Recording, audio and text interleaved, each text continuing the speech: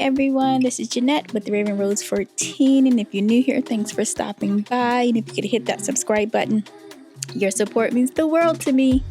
So today I am just doing a quick cleanup of my son's room. Since he left for Christmas, I haven't really been in here. Needs to be dusted a little bit and just straighten up the bed and some vacuuming, and that's really all that I'm doing. So a quick video, not too deep, not too strenuous. It's knocking out one of the bedrooms. So yeah, let's get started.